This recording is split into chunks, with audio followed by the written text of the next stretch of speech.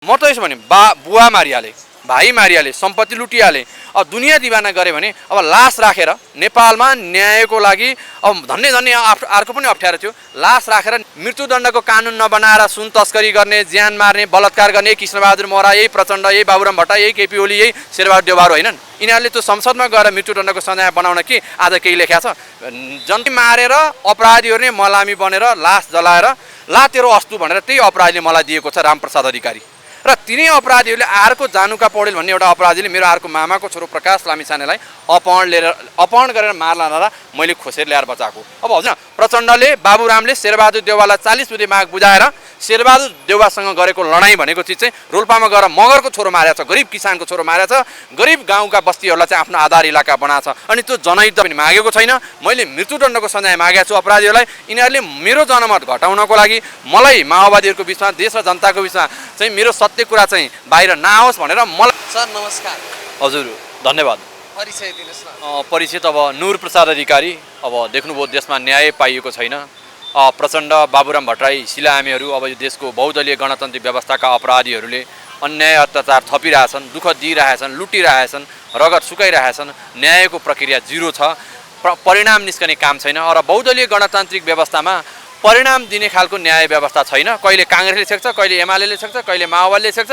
सबै अपराधीहरू भए बहुदलीय गणतान्त्रिक व्यवस्थामा न्याय पाइएन हजुर।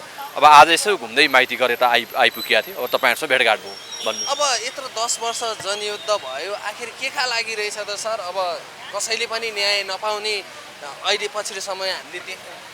के जनयुद्ध भन्नुहुन्छ तपाईँले? अपराधीहरू, ज्यानमाराहरू, बलात्कारीहरू, तस्करहरू, दलालहरूले गरेको युद्ध रहेछ भने देखिएन? आज जनयुद्ध भएर बनेको सरकार छ, माओवादीहरू देखिहाल्नु भएको छ, प्रचण्डहरू सरकारमा छन्। अहिले क्विन्टल सुन तस्करी हुन्छ। हिजो जनयुद्ध कसले गरे हो? त्यही तस्करहरू, ज्यानमाराहरू, भ्रष्टाचारीहरू, बलात्कारीहरूले गरे युद्ध न हो? कृष्णबहादुर महरा देख्नु भएन? आफ्नै सभामुख भएर आफ्नै कार्यालयको कर्मचारी समातेर कोठामा गएर बलात्कार खोज्ने बलात्कारी जस्ता सभामुख यो देशमा भएको होइन। हिजो हामीले नचिन्या न हो ज्यान। तपाईँहरूले यो जनयुद्ध भन्नुहुन्छ नि, यो जनयुद्ध भन्ने शब्द अब दोस्रो पटक प्रयोग नगर्नु होला, अपराधीहरूको युद्ध भन्नु होला। के गरे जनयुद्धले तपाईँ भन्नुहोस्? आज देश के परिवर्तन होइन, केही पनि जिरो। यो सबै तपाईँ देख्नु भएको छ तस्करी परिवर्तन भयो। आज एयरपोर्टमा कसरी तस्करी भइरहेछ, सुन तस्करी? के यो बहुदलीय गणतान्त्रिक व्यवस्थाभित्र काङ्ग्रेस, एमाले, माओवादी सबै मिलिमिली गरे होइन? यहाँ मृत्युदण्डको सजाय छ।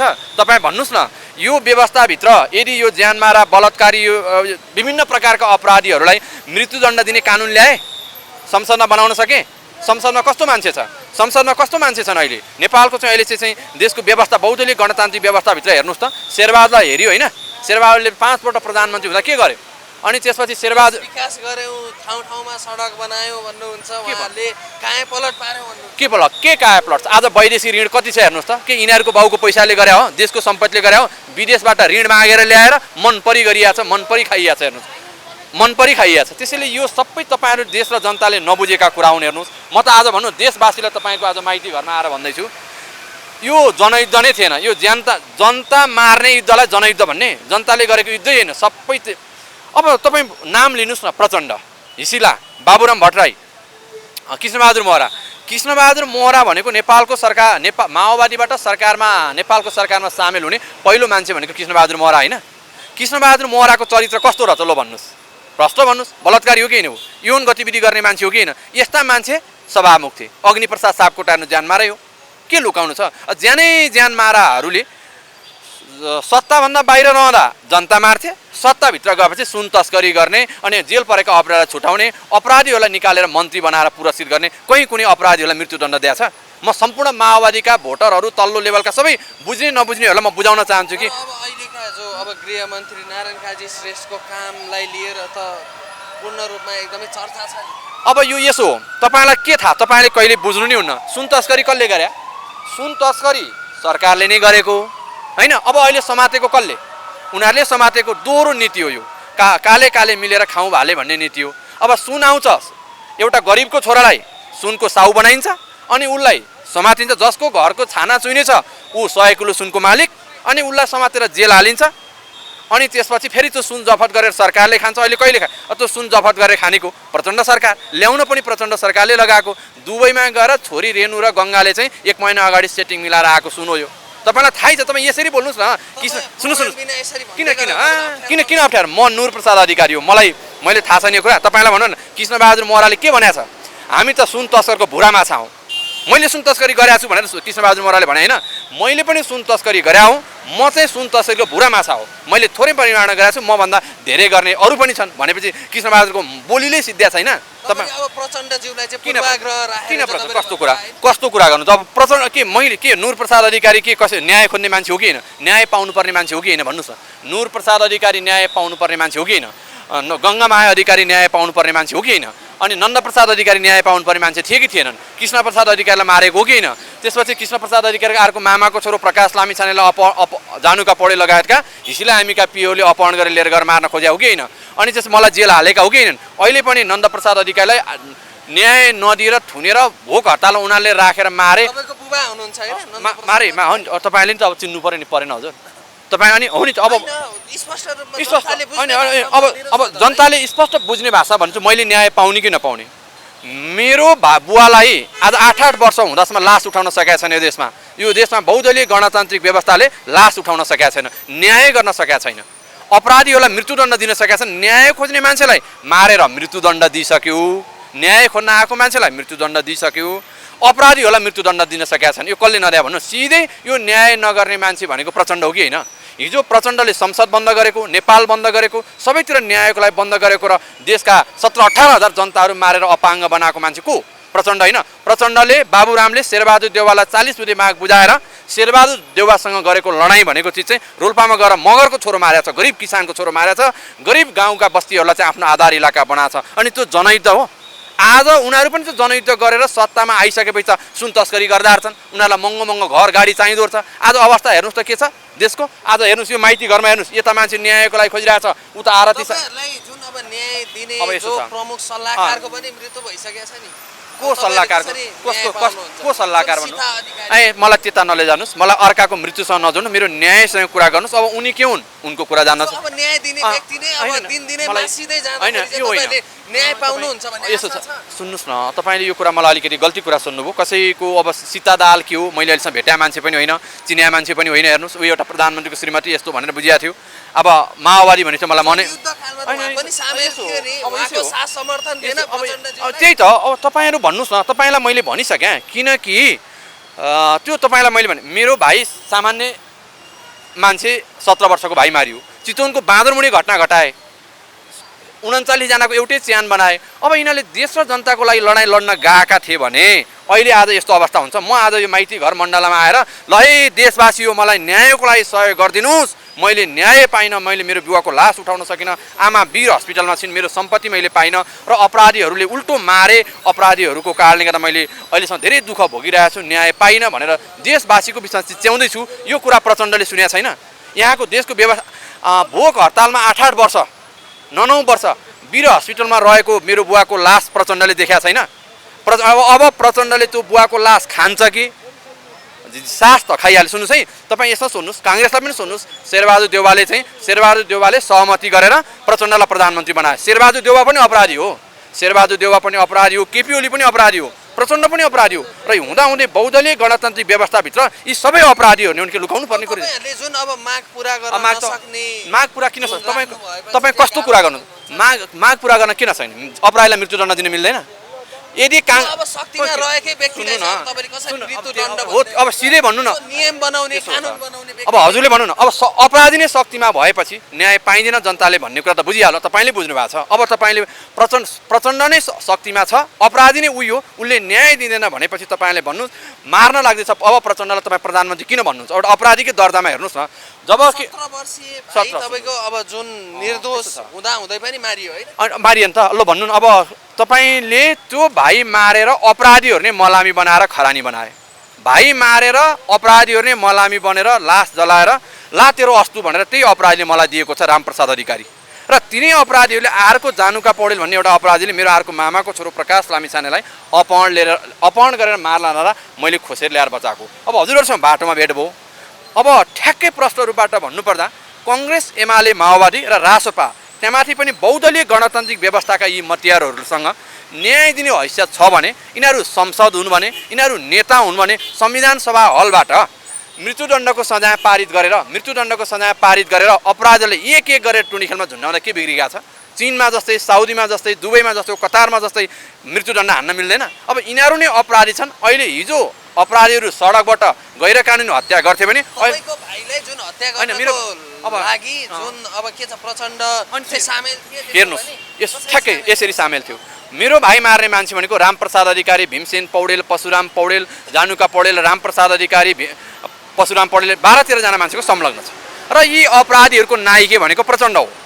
प्रचण्ड थियो किन तिनीहरू माओवादी हुन्। र पछि यस्तो समय आयो हामी न्याय खोज्दै गर्दा आउँदाखेरिमा प्रधानमन्त्री बाबुराम भट्टराई थियो र त्यही मेरो भाइ मार्ने अपराधीलाई डाक्टर बाबुराम भट्टराईको स्वास्नी हिसीलाई हामीले पिए बनाएर हामी बालुवाटारको गेट बाहिर छौँ, उसलाई भित्र सचिवालयमा लगेर पिए बनाइयो, बालवाला मन्त्रीको पिए भयो अपराधी भनेपछि अब अपराधीलाई बोकेर ठाडै लिएर गएर बालुवाटारभित्र राख्ने मान्छे अपराधी नभएर के हुन्छ? अपराधीलाई संरक्षण गर्ने अपराधी नभएर के हुन्छ?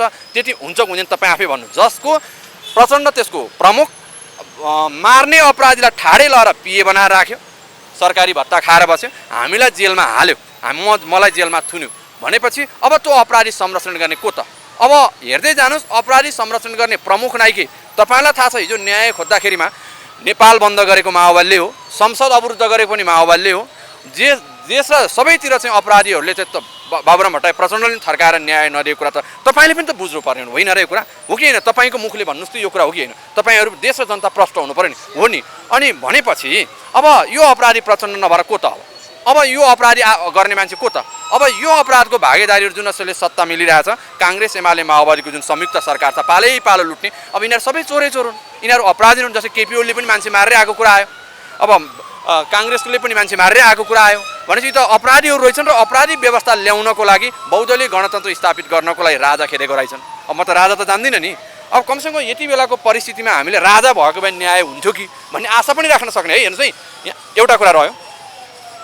अनि अब म तपाईँलाई भन्छु, अब मैले तपाईँले जुन सोधेको स्पष्ट कुरा छ, भाइ मार्ने अपराधी 12-13 जना थिए, क्रूर तरिकाले भाइको हत्या गरे, त्यो अपराधीलाई डाक्टर बाबुराम भट्टराईले ल्याएर पाल्यो र पछि त्यो जानुका पौडेललाई ल्याएर त्यहाँ पिए बनाएर राख्यो। अनि त्यसपछि त्यो ज्यान मार्ने म हुँ भनेर अन्य अपराधी पुलिसले पक्रिँदाखेरिमा डाक्टर बाबुराम भट्टराईले खुद म अपराधी भनेर मलाई पक्र भनेर हिरासतमा रहेका अपराधीलाई भेट्न गयो र नेपालको प्रहरी प्रशासनलाई दबाब दियो। र नेपालको प्रहरी प्रशासन पनि यतिसम्मको काम नलाग्ने कुत्ता बराबरको रहेछ, किनभने राजनीतिक नेतृत्वले गर्दा प्रहरी प्रशासन गुज्रेको रहेछ, खतम रहेछ। मलाई त यो कुरा थाहा थिएन। हेर्नुहोस्, त्यसैले अब त्यो अपराधी प्रचण्ड होइन, बाबुराम भट्टराई होइन, हिसीलाई हामी होइन भनेर भन्न सक्ने अवस्था छैन। यिनीहरू नै हुन् र यिनीहरूलाई पाल्ने अपराधी को हुन्? यिनीहरूलाई पाल्ने अपराधी भारतका राष्ट्रपति प्रणब मुखर्जी हो भने पनि यसको पनि अन्तर्राष्ट्रिय स्तरमा कुरा आउँछ।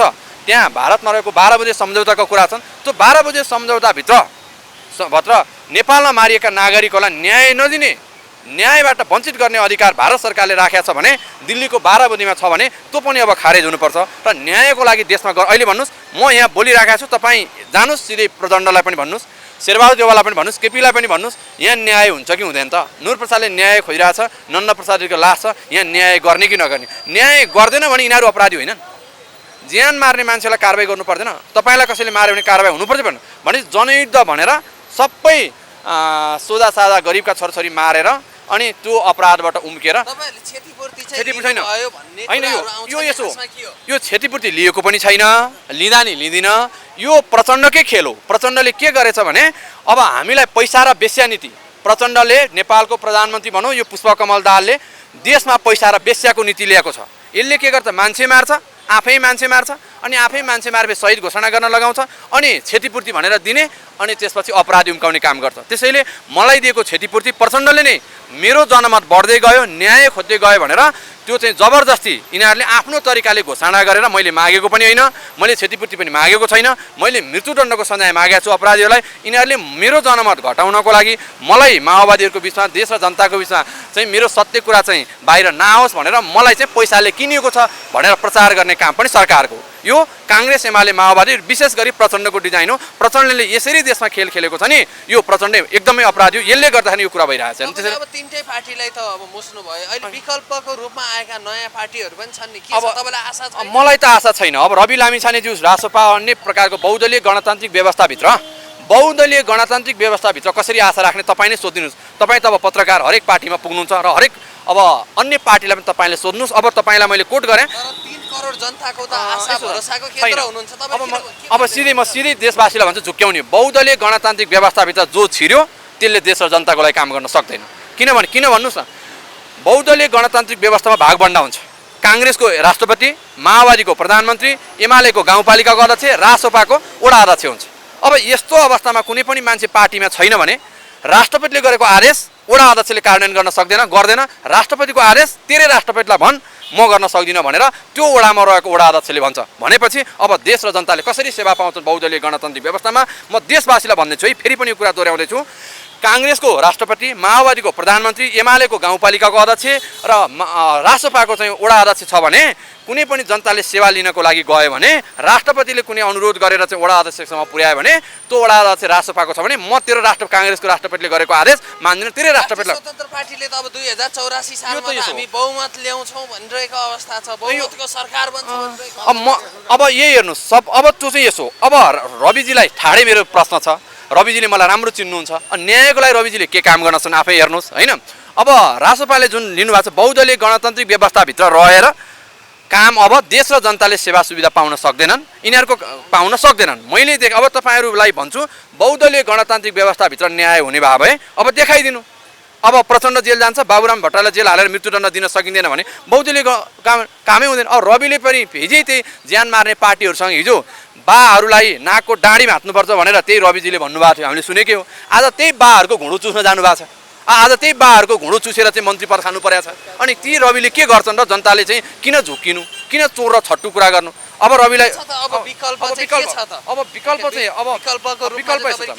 विकल्प त मैले के देखिरहेको छु भने देश र जनताको न्यायको लागि अब काठमाडौँवासी देशभित्र जति पनि यो काठमाडौँमा मान्छेहरू हुनुहुन्छ, हरेक कोठा भाडामा बस्ने घर मालिकहरू सबै बाल बच्चा बुढा वृद्ध सबै 10औं लाख मैदानमा निस्कने, श्रीलङ्कामा जस्तो गरेर सत्ताधारी अपराधीहरूलाई लखेट्ने।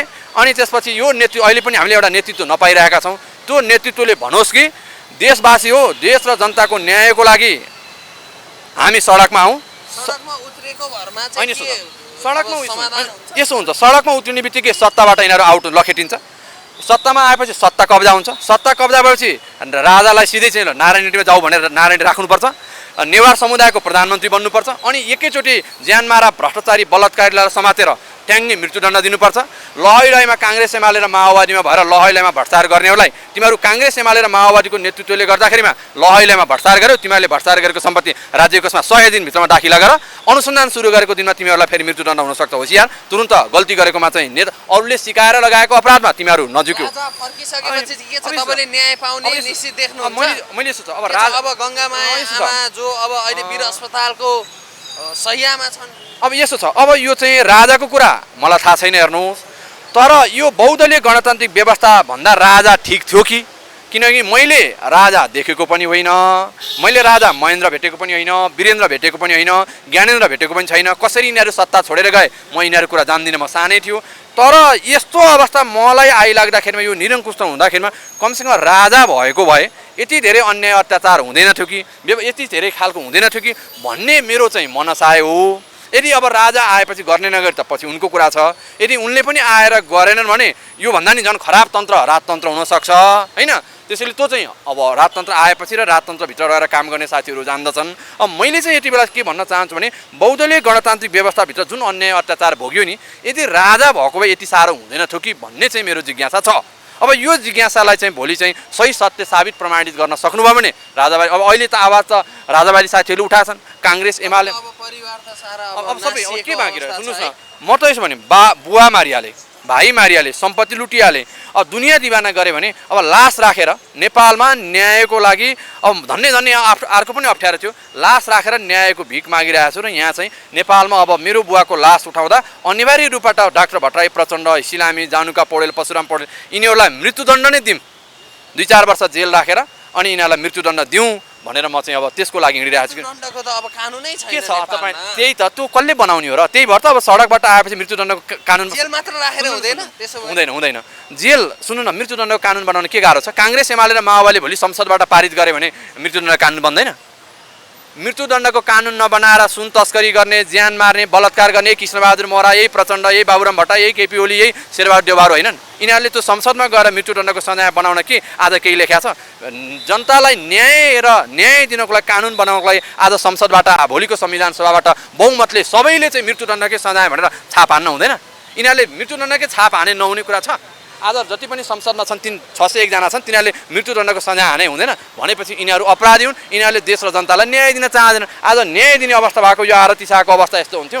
त्यो चाहिँ आरती गिरी त्यहाँ एउटा साईको चाहिँ न्यायको लागि यसरी बस्नु पर्थ्यो, अनि यसरी माइती घरमा मान्छेहरू न्यायको लागि बस्नु पर्थ्यो, अनि मेरो बुवा बित्नुलाई मारिनु पर्थ्यो भनेपछि यो बहुदलीय गणतान्त्रिक व्यवस्थाभित्र काङ्ग्रेस, एमाले र माओवादी ठाडै दोषी छ हैन? अब त्यसैले अब तपाईँलाई भन्नुपर्दा यदि यिनीहरू राम्रा थिए भने यसरी एयरपोर्टबाट खुलमखुला सुन तस्करी हुन्छ? यदि राजतन्त्र र हामी जस्तो मान्छेको नेतृत्व हुन्थ्यो भने त्यो सुन तस्करलाई हामी सिधै टुँडी खेल्न 6 महिनाभित्र पूर्ण रूपबाट अनुसन्धान पुरा गरेर सुनको विशेष काम गर्ने अपराधीलाई मृत्युदण्ड दिन्थ्यौँ। भरियाहरू र अरूका लागि चाहिँ हामीले एउटा फरक सोध्थ्यौँ। तपाईँले जुन गङ्गामाया आमालाई चाहिँ कसरी तपाईँले सम्झाइ बुझाइ अब तपाईँले पनि एउटा कुरा भन्नु पर्यो। तपाईँले अस्ति इन्टरभ्यू लिन जानुभएको छ, त्यहाँ आमालाई कसले पुर्यायो? के का लागि पुर्यायो? न्याय दिनको लागि वीर हस्पिटल राख्ने हो? वीर हस्पिटलको चाहिँ डाक्टरको रेखदेखमा राख्ने हो कि न्यायाधीशको रेखदेखमा राखेर न्याय सम्पन्न गर्ने हो? तपाईँहरूले अहिलेसम्म मिडियामा धेरै प्रचारमा आए त्यो वीर हस्पिटल किन पुर्याइएको, कसले पुर्याएको, न्याय खोज्ने मान्छेलाई वीर हस्पिटल पुर्याउने हो?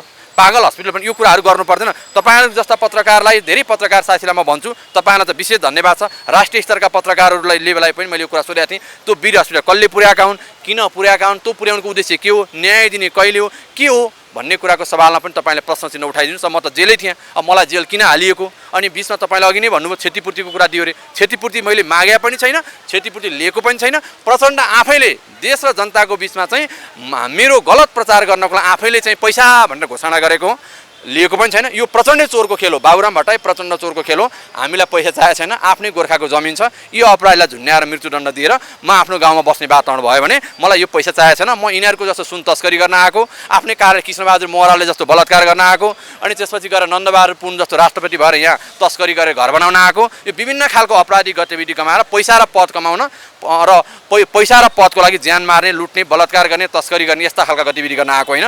म त नेपालमा मृत्युदण्डको सजाय मैले त बुझेको थिइनँ, अहिले बुझेँ। अब देशमा मृत्युदण्डको सजाय चाहिने रहेछ, त्यसका लागि देशवासीहरू जुटौँ आउँ भन्नको लागि चाहिँ म आएको।